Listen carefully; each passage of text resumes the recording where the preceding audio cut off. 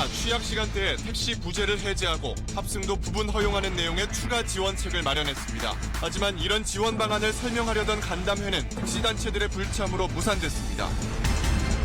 반도체 생산이 주춤하면서 지난달 산업 생산이 한 달 만에 마이너스로 돌아섰고 기업의 설비 투자도 감소했습니다.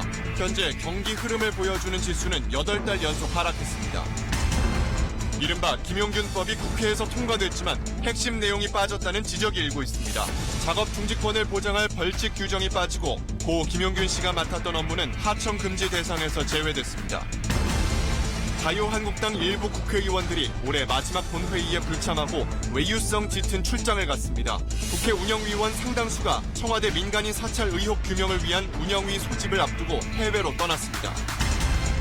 이칠 권리라는 개념을 국내에 처음 소개한 송명빈 마커그룹 대표가 직원을 폭행하고 협박하는 영상과 음성 녹취가 공개됐습니다. 경찰이 수사에 나섰습니다. 여러분 안녕하십니까? KBS 9시 뉴스입니다. 노동자들의 유급 휴무 시간인 주휴 시간을 최저임금 산정 기준 시간에 포함시키는 내용의 최저임금법 시행령 개정안이 국무회의 통과를 앞두고 있습니다. 그런데 소상공인연합회가 최저임금 부담이 너무 크다며 개정안을 철회해달라고 주장했습니다. 오현태 기자입니다.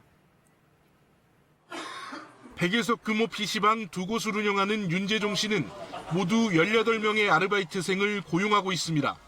유급 휴일 수당인 주휴 수당을 줘야 한다는 걸 2년 전 알고선 꼬박꼬박 주고 있지만 올해 최저임금이 크게 오르면서 부담이 더욱 커졌습니다. 내년 같은 경우 실제로 그거를 포함하면 10,000원이 넘으니까 부담이 많이 되죠. 일주일에 15시간 이상 근무를 하면 하루 유급 휴일을 주는 주휴수당 제도는 이미 1953년부터 법제화돼 있습니다. 하지만 이 주휴수당이 자영업자들에게 제대로 알려지기 시작한 건 불과 7년 전 아르바이트생을 중심으로 한 청년단체 등이 문제를 제기하면서부터입니다. 올해부터 최저임금 인상폭이 커지면서 일부 자영업자들은 이 주휴수당을 피해가기 위해 아르바이트생을 짧게 여러 명 쓰는 편법까지 동원하고 있는 상황입니다. 소상공인연합회는 정부 세종청사에 모여 최저임금법 시행령 개정안을 철회하고 아예 주휴수당을 없애자고 주장했습니다. 주휴수당 폐지를 포함한 시정 방안에 대해 국회가 시급하게 초당적으로 나서줄 것을 촉구하는 바이다. 하지만 현실적으로는 쉽지 않습니다.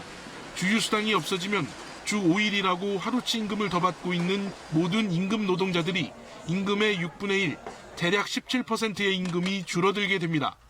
최저임금 인상 효과가 사라지는 겁니다. 정부는 영세자영업자 부담을 줄여주기 위해 일자리 안정자금을 통해 근로자 1인당 한 달 최대 15만 원까지 지원한다는 방침입니다.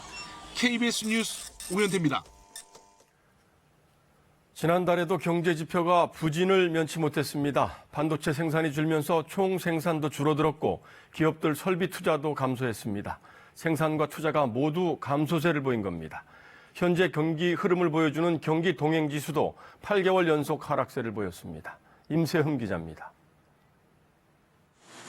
지난달 반도체 생산이 5% 넘게 줄어든 건 스마트폰이 덜 팔린 데다 데이터 센터 업체들의 서버용 D램 주문이 줄었기 때문입니다. D램 가격이 최근 하락세를 이어가는 것도 원인입니다. 반도체 판매액만 보면 16% 넘게 줄었는데 10년 전 금융위기 때 이후 가장 큰 하락폭입니다. 여전히 좀 호조세를 유지하고 있다. 다만 최근 들어 그 흐름이 꺾이고 있다. 요약하면 그렇게 할 수 있을 것 같습니다.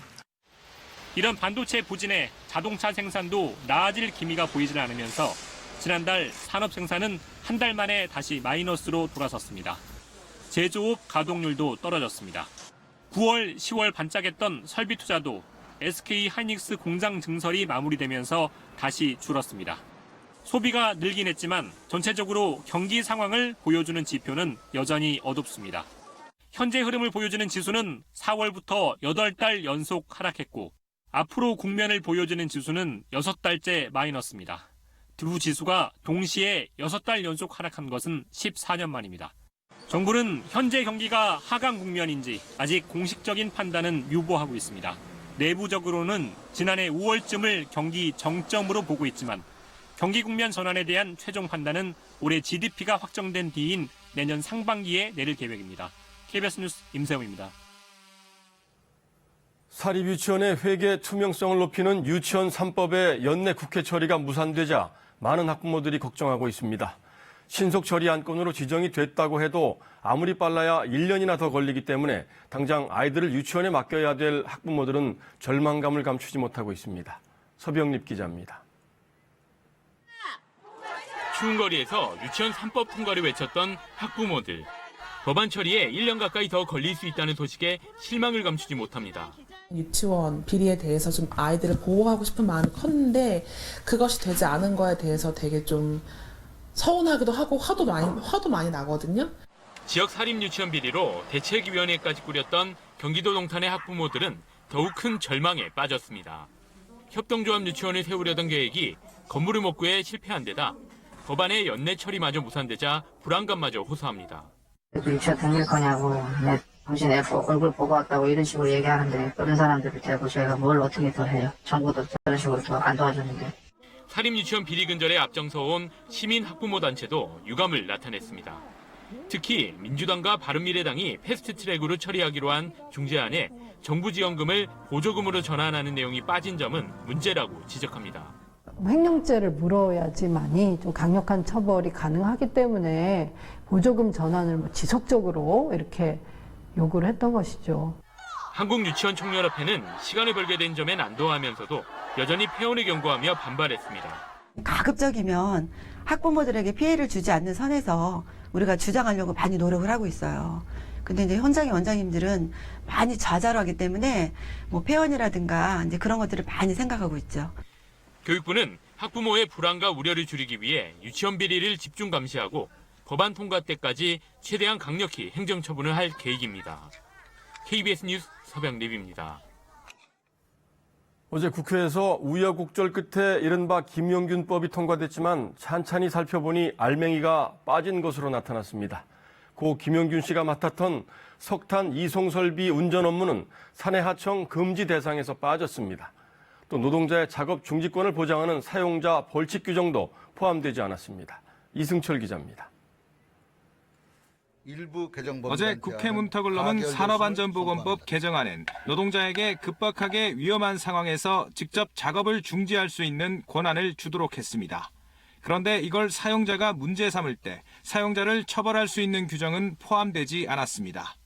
게다가 이 급박한 위험의 기준도 모호합니다.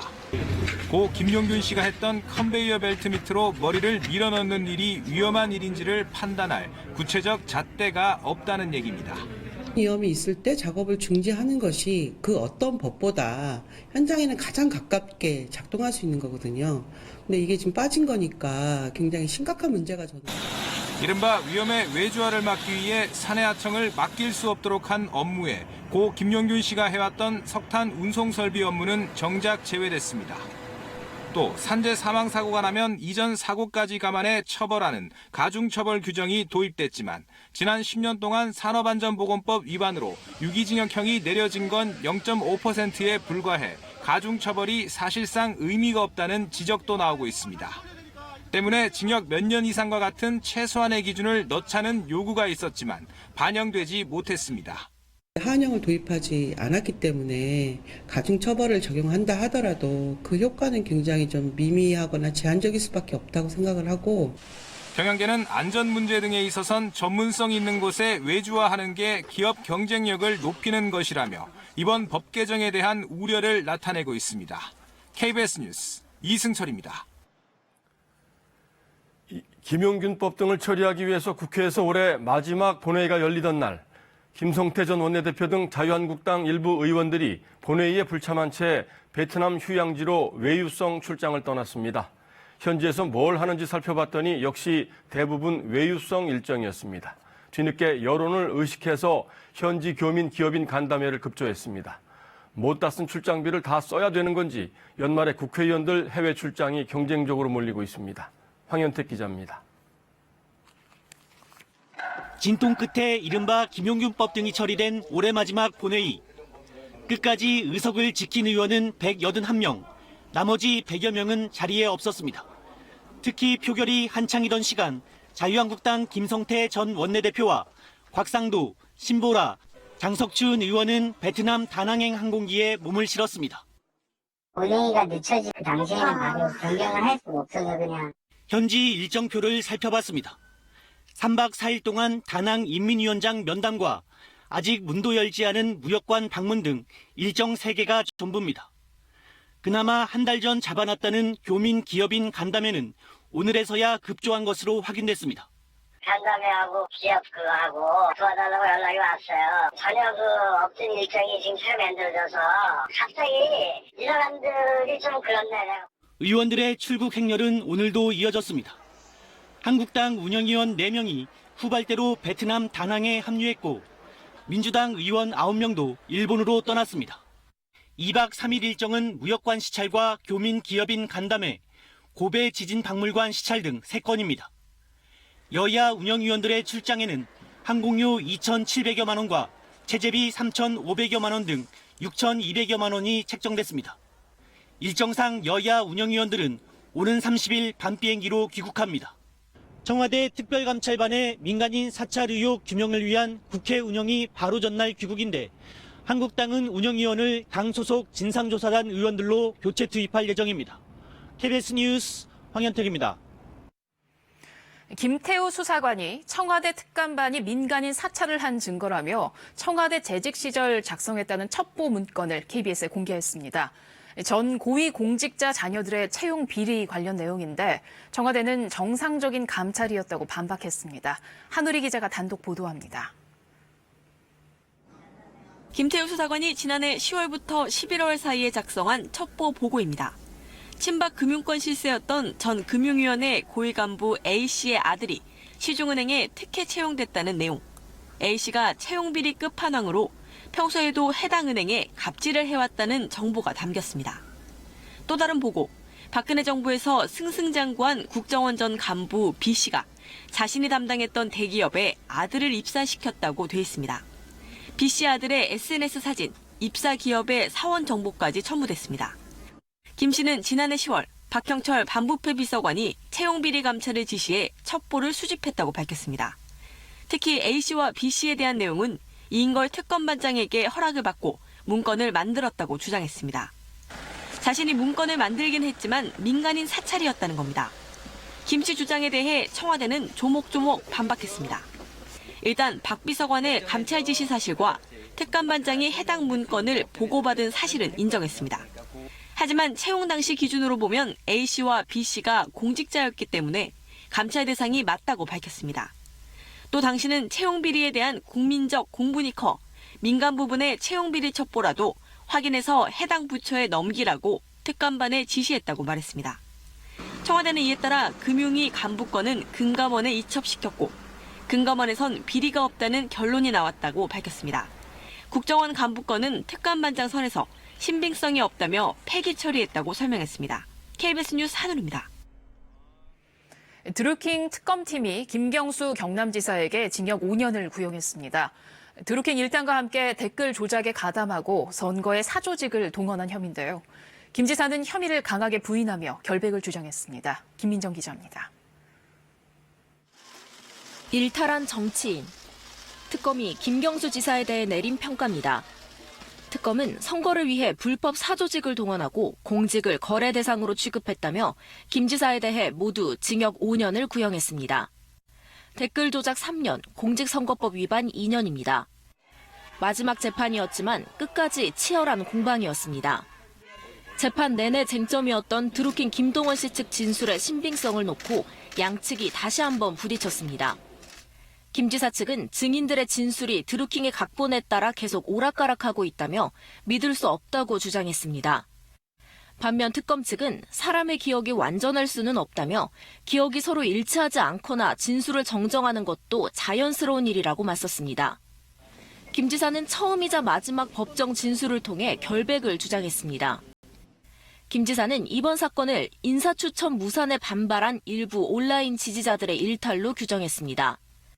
그러면서 겨우 2-3번 만난 사람과 불법 행위를 공모하는 건 있을 수 없는 일이라고 잘라 말했습니다. 누구보다 이 사건의 진실을 간절히 원하는 사람이 바로 저 자신입니다. 판결을 통해서 밝혀지기를 기대하고 그렇게 될 것으로 기대합니다. 앞서 특검은 먼저 재판이 마무리된 드루킹 김 씨에 대해서는 징역 7년을 구형했습니다. 드루킹과 김 지사 모두 선고일은 다음 달 25일입니다. KBS 뉴스 김민정입니다. 디지털 분야의 권위자로 국내에 이칠 권리라는 개념을 처음으로 소개한 송명빈 마커그룹 대표가 직원을 폭행하는 영상이 공개됐습니다. 피해 직원은 지난 3년간 지속적으로 맞았고 협박에 시달렸다고 주장하고 있습니다. 김민철 기자가 보도합니다. 사무실 안에서 한 남성이 화난 듯 삿대질을 하더니 다가가서 주먹을 듭니다. 상대가 피하려고 고개를 돌리지만 바로 얼굴을 가격당합니다. 폭행은 계속해서 이어집니다. 직원에게 거침없이 주먹을 날린 이 남성, 송명빈 마커그룹 대표입니다. 발을 차고 그런 때리고 그런 거죠. 한두 번 그런 게 아니라 좀 심한 것 같아서 찍었죠. 송 대표는 디지털 소멸 원천 특허를 개발해 이til 권리 개념을 국내에 처음 알린 전문가입니다. 피해 직원은 33살 양모 씨. 양 씨는 2016년부터 3년 동안 여러 차례 심한 폭행과 협박을 당했다고 주장했습니다. 관련 녹취도 경향신문을 통해 공개했습니다. 양 씨 측은 송 대표가 둔기로 폭행하기도 했고 2차례 도주했다가 휴대전화와 신분증을 빼앗겼다고 주장했습니다. 그리고 너희 가족들, 어머니, 여동생 죽이는데 5억이면 충분하다. 이런 얘기를 수차례 했었습니다. 양 씨는 지난달 송 대표 등을 폭행과 협박 혐의로 고소하고 경찰 조사도 받은 상태입니다. 경찰은 영상과 녹음 파일 등을 분석하고 있습니다. 출석 요구서를 보냈어요. 그래서 연초에 날짜 조정을 해서 나와서 진술하기로 했습니다. KBS는 송 대표 측에 여러 차례 입장을 요청했지만 연락이 닿지 않았습니다. 송 대표는 폭행을 유도해 몰래 찍은 영상이고 양 씨는 회사 돈 횡령 혐의 등을 받고 있다고 주장하고 있는 것으로 전해졌습니다. KBS 뉴스 김민철입니다. 어제 국회에서는 이런 직장 내 괴롭힘을 막기 위한 법안이 통과됐습니다. 직장 갑질 금지를 처음으로 제도화했다는 점에서 의미가 있지만 실효성이 떨어진다는 지적도 일고 있습니다. 박원기 기자입니다. 직장 갑질 문제가 본격 공론화된 건 이른바 대한항공의 땅콩 회항 사건부터입니다. 올해 들어서도 조현민 전 대한항공 전무의 물컵 투척 사건을 시작으로 한진 일가의 갑질 행태가 연이어 알려졌고 최근엔 한국미래기술 양진호 회장의 직원 폭행 동영상이 공개되면서 여론은 들끓었습니다. 공부를 잘한 것 진심으로 사죄드립니다. 제 잘못 인정합니다. 잘못했습니다. 개정된 근로기준법엔 직장 내 괴롭힘을 지위 등을 이용해 신체적, 정신적 고통을 주거나 근무 환경을 악화시키는 행위로 규정하고 금지했습니다. 또 이를 신고했다는 이유 등으로 불이익을 준 사용자에겐 3년 이하 징역 또는 3천만 원 이하 벌금을 받도록 했습니다. 갑질로 인한 스트레스로 다치게 되면 업무상 재해로 인정하는 내용도 별도의 법에 담았습니다. 직장 내 괴롭힘을 처벌할 수 있는 법적 기반이 마련됐다는 큰 의미가 있지만 한계도 여전합니다. 무엇보다 가해자에 대한 직접적인 처벌 조항이 없는 데다가 대부분 교묘하게 이뤄지는 언어폭력이나 성희롱 등은 피해자가 입증할 방법도 마땅치 않습니다. 괴롭힘의 기준이 모호하다는 점도 자칫 실효성을 떨어뜨릴 수 있습니다. 그때그때 녹음을 한다던가 동영상을 촬영한다던가 이런 게 쉽지 않고 스스로 입증해야 한다는 점에서 신고를 할 수 있게 되더라도 이거를 인정받는 데까지는 많은 어려움이 있을 것 같습니다. 고용노동부는 우선 지금까지 판례 등을 근거로 괴롭힘에 대한 판단 기준을 유형별로 정리해 기업들에 알린다는 계획입니다. KBS 뉴스 박원기입니다. 양심적 병역 거부자에 대한 정부의 대체 복무 방안이 발표됐습니다. 기간은 36개월, 장소는 교도소로 정해졌는데요. 합숙하면서 취사나 환자를 돌보는 업무를 하게 되는데 가혹한 처사라는 반발도 나오고 있습니다. 이철호 기자입니다. 가장 관심이 많았던 복무 기간은 육군 병사 복무 기간의 2배인 36개월로 확정됐습니다. 공중보건이 등 다른 대체 복무 기간을 고려하고 병역 기피 수단으로 악용되지 않도록 하기 위해서입니다. 국방부는 또 현역 장병과 대국민 여론조사에서도 36개월을 선택한 답변이 가장 많았다고 설명했습니다. 대체 복무자들은 교도소에서 합숙하며 비교적 힘든 업무를 하게 될 것으로 보입니다. 법무부 관계자는 현재 병역급으로 수감된 재소자들이 하고 있는 환자 대소변 수발 등의 고된 업무에 투입될 수 있다고 말했습니다. 시행 첫 해에는 1,200명, 이후에는 연간 600명 정도의 대체 복무자를 선발합니다. 심사위원회는 국방부에 설치됩니다. 위원을 국방부, 법무부, 그리고 국가인권위원회에서 균형 있게 추천하고 위원장을 호선하도록 하여 독립성과 공정성을 보장하였습니다. 심사 과정에서 허위 서류를 제출하거나 거짓 진술을 하면 최고 5년 이하의 징역형에 처하도록 했습니다. 향후 제도가 정착되면 복무 분야나 기간을 조정할 수 있도록 했습니다.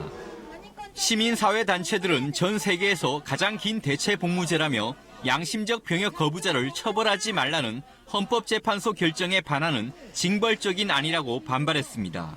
공중보건의는 중위급의 월급을 받고 있습니다.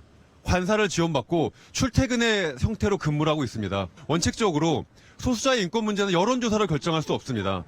확정된 정부안은 국회에 제출된 뒤 이미 발의된 여러 의원들의 대체 복무안과 함께 논의됩니다. KBS 뉴스 이철호입니다. 일상에선 흔히 먹지만 군대에선 먹기 어려운 음식으로 계란 후라이가 꼽히는데요. 내년부터는 군 공식 메뉴에 이 계란 후라이가 추가됩니다. 또 1년에 2번은 장병들에게 브런치 식사도 제공됩니다. 박석호 기자입니다. 집에선 비교적 손쉬운 요리지만 수백 인분 만들려면 엄두가 나지 않은 게 바로 계란 프라이입니다. 사람도 더 필요하고 이제 시간도 많이 필요.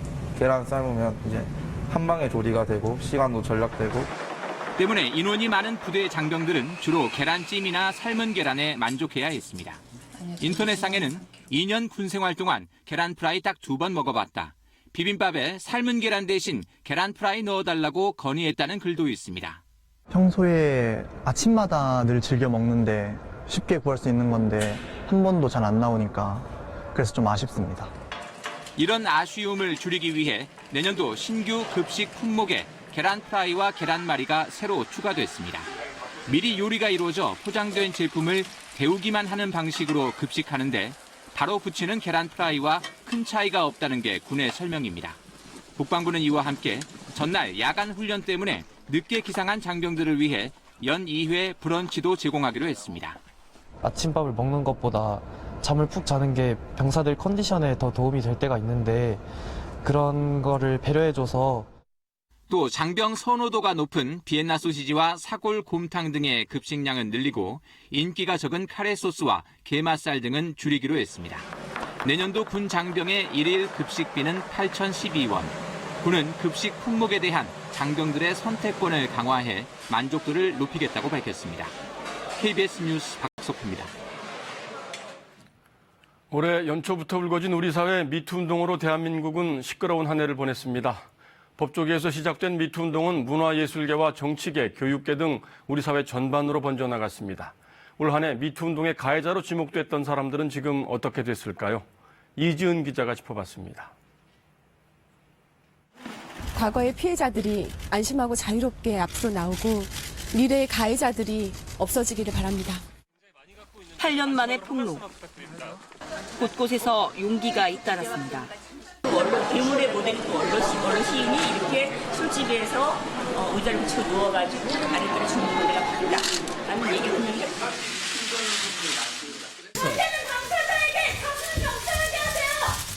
저처럼 바보같이 침묵하지 말고 얘기할 수 있는 사회가 됐으면 좋겠어요. 학교도 예외는 아니었습니다. 우리가 왜 하고 불러야 하나요?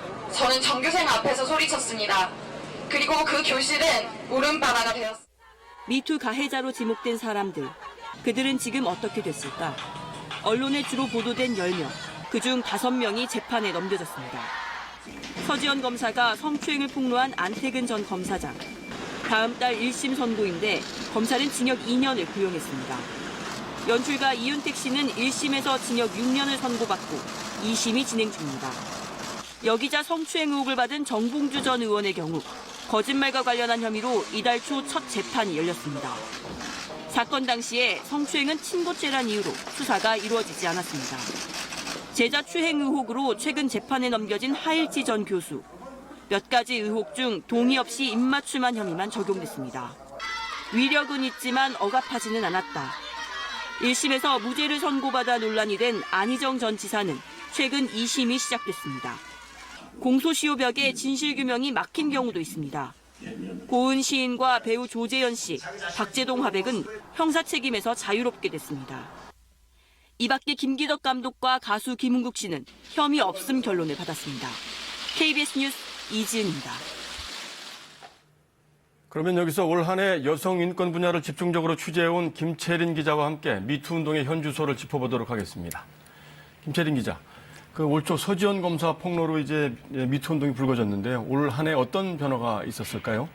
네, 무엇보다 성폭력 문제를 대하는 우리 사회의 태도가 조금씩 바뀌고 있는 게 감지됩니다. 네. 올해 8월까지 검찰에 접수된 성범죄 건수를 보면요. 지난해 대비 최고 14% 늘어난 걸로 나오거든요. 네. 성범죄가 올해 갑자기 많아진 건 아닐 테니까 서지현 검사처럼 더 이상 침묵하지 않겠다는 피해자들의 신고가 늘었다고 보는 게 맞는 것 같습니다. 네. 그리고 피해자가 자책하고 수치스러워할 문제가 아니라는 게 공감대를 얻는 거죠. 네, 그렇군요.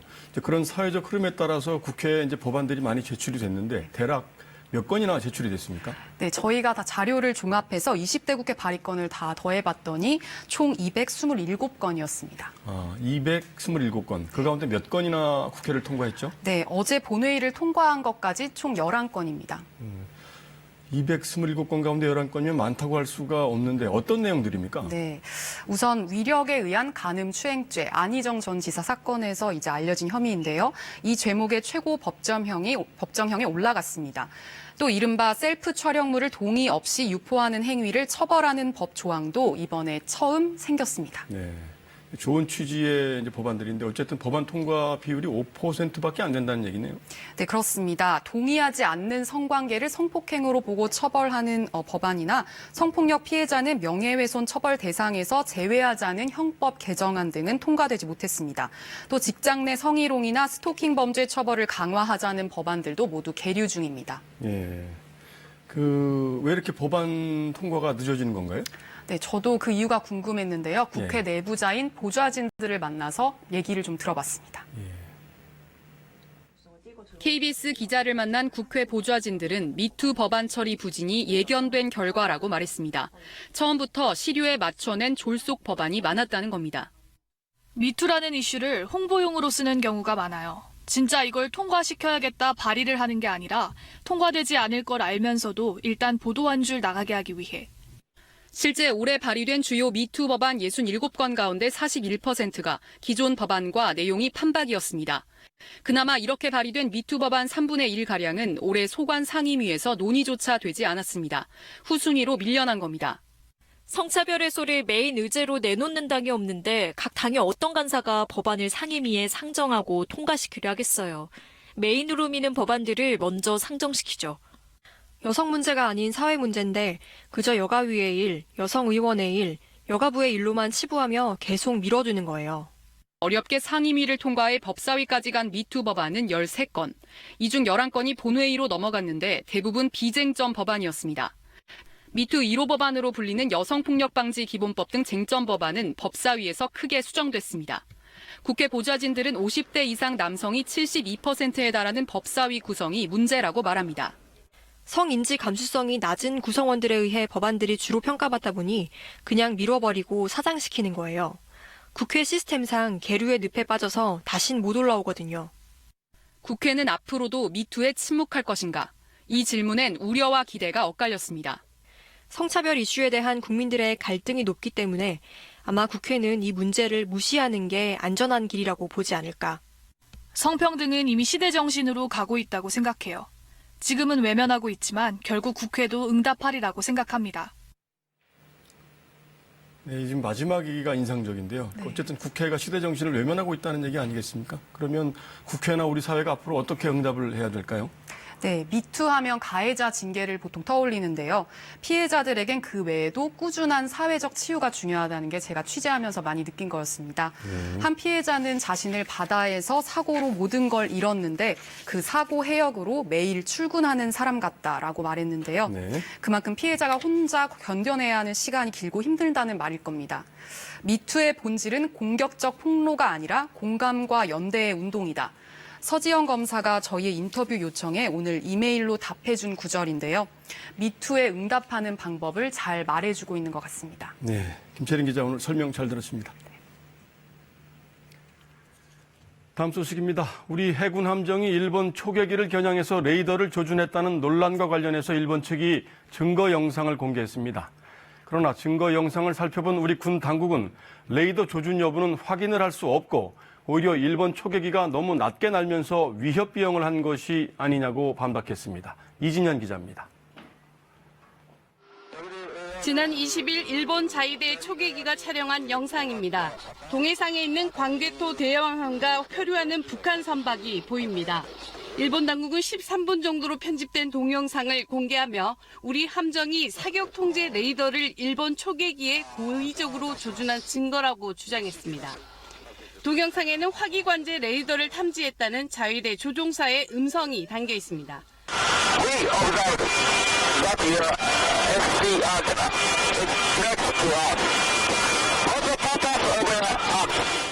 일본 측 동영상을 확인한 국방부는 인도주의적인 구조 활동을 위한 탐색 레이더를 가동했을 뿐 일본 초계기에 대해 추적 레이더를 조준하진 않았다고 거듭 반박했습니다. 공개한 영상에도 초계기가 선회만 할 뿐 추적 레이더를 조준했다는 일본의 주장을 뒷받침할 수 없다고 설명했습니다. 일찍이 공개한 영상 자료는 단순히 일 초계기가 해상에서 선회하는 장면과 조종사의 대화 장면만이 담긴 것으로 일반 상식적인 측면에서 추적 레이더를 조사했다는 일측 주장에 대한 객관적인 증거로 보기 어렵습니다. 국방부는 오히려 일본 초계기의 저공 위협 비행이 확인됐다며 유감을 표명했습니다. 실제로 동영상을 보면 일본 초계기가 150m 상공에서 광개토 대왕함 주변을 선회하는 것을 확인할 수 있습니다. 군 관계자들은 레이더 문제를 둘러싸고 일본이 예민하게 대응하는 이유는 한국 해군의 활동을 제약하고 외교적으로 쟁점화시키려는 의도가 깔린 것 아니냐는 해석을 내놓고 있습니다. KBS 뉴스 이진현입니다. 더불어민주당 이해찬 대표가 장애인을 비하하는 듯한 발언을 해서 또 구설수에 올랐습니다. 이 대표 측은 장애인을 폄훼할 의도는 없었다고 해명했습니다. 최창봉 기자입니다. 오늘 열린 더불어민주당 전국장애인위원회 발대식. 민주당 장애인 당원들이 중심이 돼 꾸린 행사에서 이해찬 대표가 축사를 했습니다. 선천적인 장애인도 있지만 후천적으로 장애를 가진 분들도 많다며 말을 이어가던 이 대표가 장애인과 관련한 말 실수를 하고 곧장 수정했습니다. 신체 장애인보다도 더 한심한 사람들은 제가 말을 잘못했습니다. 그러다가 또다시 장애인 비하로 읽힐 수 있는 말을 합니다. 이 정치권에서는 와서 말하는 거 보면은 저게 정상인가 싶을 정도로 그런 정신장애인들이 많이 있습니다. 그 사람들까지 우리가 포용하기는 좀 쉽지 않을까. 장애인 당원이 모인 자리에서 정신장애를 비하하는 듯한 발언을 한 것이 부적절하다는 지적이 나왔습니다. 이에 대해 민주당 이해식 대변인은 허황된 말을 하는 정치인이 많아 재미있게 표현하려 한 것인데 결과적으로 장애인들을 불편하게 했다며 장애인 폄하 의도는 없었다고 밝혔습니다. KBS 뉴스 최창봉입니다. 미세먼지로 대기가 뿌옇게 뒤덮일 때마다 우리는 중국을 떠올리게 되는데 중국이 이에 대해 처음으로 입장을 밝혔습니다. 서울의 미세먼지는 중국 탓이 아니라며 강하게 반박하고 나선 건데요. 중국은 그동안 미세먼지 문제에 대해서 중립적인 입장으로 일관해 왔는데 갑자기 왜 태도가 달라진 걸까요? 베이징에서 강민수 특파원이 보도합니다. 지난달 6일 서울 상공은 미세먼지로 희뿌옇게 뒤덮였습니다. 수도권에 미세먼지 비상저감 조치까지 발동됐을 정도였습니다. 중국은 그러나 이때 중국에서 서울 쪽으로 부는 바람이 없었다며 서울의 미세먼지는 주로 서울에서 배출된 것이라고 주장했습니다. 중국 생태환경부의 류어우빈 대변인은 그러면서 2015년에서 2017년까지 이산화 질소 농도를 분석해보니 중국 베이징과 옌타이, 따렌 등보다 서울에서 이산화질소 농도가 더 높았다고 주장했습니다. 전체적으로 봤을 때 중국의 공기질은 대폭 개선된 반면 서울의 초미세먼지 농도는 다소 높아졌다는 말도 덧붙였습니다. 중국 당국이 이른바 중국발 미세먼지 문제에 이처럼 공개적 반응을 내놓은 것은 처음 있는 일입니다. 중국은 그동안 동북아 미세먼지 공동연구 보고서 결과 공개를 매번 거부하며 시간을 끌어왔습니다. 그러던 중국이 최근 대기오염을 획기적으로 낮추게 되자 그 자신감을 바탕으로 이제 적극적 반론에 나선 것으로 보입니다. 중국은 실제로 지난해 푸른 하늘 보위전 5개년 목표치를 달성했고 올해의 대기질도 작년에 비해 더 나아진 것으로 파악하고 있습니다. 하지만 지난 2016년 우리 환경부와 미 항공우주국이 공동으로 조사한 결과 미세먼지의 34% 정도가 중국발이었습니다. 이런 기조로 봤을 때 중국이 내년 초 한중 환경협력위원회, 내년 2월 한중일 환경장관 회의 등에서 중국발 미세먼지의 영향을 본격적으로 부인하고 나설 가능성이 높아 보입니다. 베이징에서 KBS 뉴스 강민수입니다. 사람과 사물, 데이터가 네트워크로 연결돼 서로 거미줄처럼 얽힌 현대의 모습을 초연결 사회라고 하죠.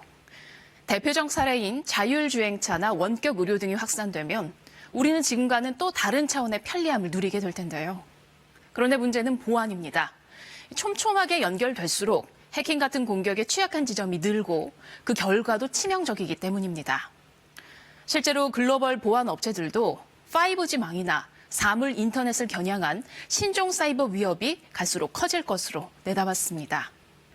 인공지능을 이용해 기존 보안 체계를 무력화하는 우회 기법들도 속속 등장하고 있는데요. 인터넷과 스마트폰 사용 비율이 세계 최고 수준인 우리나라의 사이버 보안 실태는 어떤지 손서영 기자가 취재했습니다. 지진이나 화재, 전시 등 긴박한 상황에 정부가 보내는 긴급 재난 문자입니다. 보안에 문제가 없을까? 공개 소프트웨어와 간단한 장비를 활용해 전문가와 시험해봤습니다. 가짜 기지국을 활성화한 뒤 원하는 메시지를 넣자 그대로 휴대전화에 일괄 전송됩니다. 재난 대비라는 취지와 달리 악용될 경우 오히려 큰 혼란을 일으킬 수 있는 겁니다. 신속한 전파만 고려한 탓에 기지국과 단말기 사이에 보안 인증 절차가 없기 때문입니다. 재난문자라는 시스템 자체가 이동통신 표준에서 완전히 취약하게 설계가 되어 있습니다. 가짜 기지국이 아무런 인증이나 이런 거 없이 문자를 이제 실제로 전화기에다 다 보낼 수 있다. 가정에서 많이 쓰는 IP 카메라와 음성인식 스피커도 해킹 대상입니다. 최근엔 사물 인터넷 기기를 해킹해 악성 코드를 유포하는 숙주로 만드는 사례가 늘고 있습니다. 24시간 인터넷에 연결돼 있지만 보안은 취약하기 때문입니다. IoT 시대로 가면서 2020년까지 한 260억 개가 인터넷에 물려있다 이렇게 전망을 하고도 있어요. 그만큼 우리는 보호해야 될 대상이 옛날에는 PC만 있다가 지금은 그렇게 많이 늘어났다는 거거든요. 가짜뉴스나 유명인의 SNS를 이용한 악성 코드 유포도 주의 대상입니다. 우리나라를 대상으로 한 사이버 공격은 매일 100만 건이 넘습니다. 전문가들은 개인의 경우 비밀번호 설정과 주기적인 보안 업데이트가, 정부와 기업은 백업 체계 마련이 필요하다고 강조합니다. KBS 뉴스 손서영입니다. 태평양 전쟁 당시 일본에 의해 타라와에 끌려갔다가 희생된 한국인들의 유해가 미국과 일본의 발굴 과정에서 소실될 위기에 처해 있습니다. 얼마 전 KBS가 단독으로 전해드린 내용이죠. 이 유해들이 고국으로 돌아올 수 있는 길이 열렸습니다. 자세한 내용 정하연 기자가 전해드립니다. 2차 세계대전 당시 미군과 일본군이 치열하게 맞붙었던 남태평양의 작은 섬 타라와. 나흘간의 전투에서 숨진 사상자가 5천 명에 달합니다. 특히 희생자 가운데 상당수는 일본군 요새구축에 동원됐다 총알바지가 된 한국인 강제징용자들이었습니다. Of the 1,200 Korean laborers brought to Tarawa to construct the defenses, only 129 survived.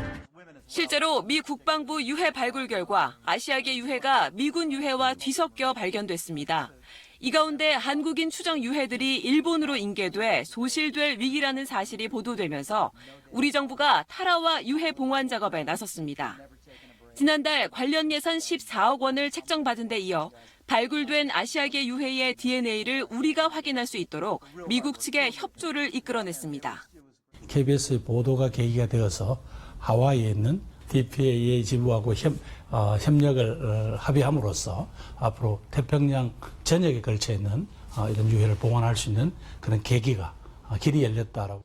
당장 다음 달부터 이미 발굴된 유해 150여 구의 유전자 정보를 제공받아 신원을 확인한 한국인 유해를 돌려받습니다. 이르면 3월부터는 타라와 현지를 찾아 직접 발굴에도 나설 계획입니다. 문제는 일본이 발굴한 유해 중에 한국인 유해가 더 많을 수 있다는 점. 한일 관계 경색으로 중단된 일본과의 유해 봉환 협의가 시급한 이유입니다. 일제강점기 해외로 끌려가 숨진 한국인은 4만 명. 이 가운데 고국으로 돌아온 유해는 9천 위에 불과합니다. KBS 뉴스 정아연입니다. 올해 수출액이 사상 처음으로 6천억 달러를 돌파했습니다. 산업통상자원부와 관세청은 오늘 오전 11시 12분 기준으로 올해 누적 수출액이 6천억 달러를 넘었다고 밝혔습니다. 이로써 우리나라는 1948년 수출 시작 이후 70년 만에 미국과 독일, 중국, 일본, 네덜란드, 프랑스에 이어 세계 7번째로 수출 6천억 달러를 달성했습니다. 문재인 대통령이 오늘 경기도 연천의 육군 5사단 신병교육대를 방문해 장병들을 격려했습니다. 문 대통령은 이어 남북 공동 유해 발굴을 위한 지뢰 제거 작업이 진행된 강원도 철원군 화살머리 고지를 찾아 감시초소 GP를 시찰했습니다. 밴드 봄, 여름, 가을, 겨울에 드러머 전태관 씨가 6년 동안 신장암으로 투병해오다 어젯밤 향년 56세로 별세했습니다. 1962년생인 고인은 1988년 봄, 여름, 가을, 겨울의 1집 사람들은 모두 변하나봐로 데뷔해 한국 밴드사에 한 획을 그었다는 평가를 받습니다. 빈소는 서울 아산병원 장례식장에 마련됐고 발인은 31일 오전 9시입니다. 국토교통부가 음주 숙취 상태에서 항공 업무를 수행하려다 적발된 진에어 조종사에게 90일, 제주항공 정비사에게 60일의 자격증명 효력 정지를 처분했습니다. 또 해당 항공사인 진에어에 4억 2천만 원, 제주항공에 2억 1천만 원의 과징금을 부과했습니다.